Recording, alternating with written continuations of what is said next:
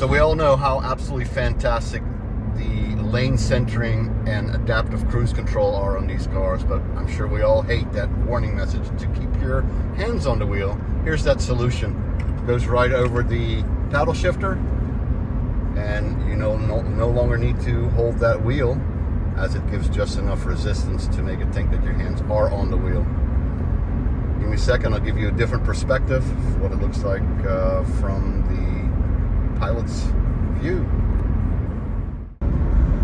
Alright, so here we are. Paddle weight in place. And it's just doing its thing.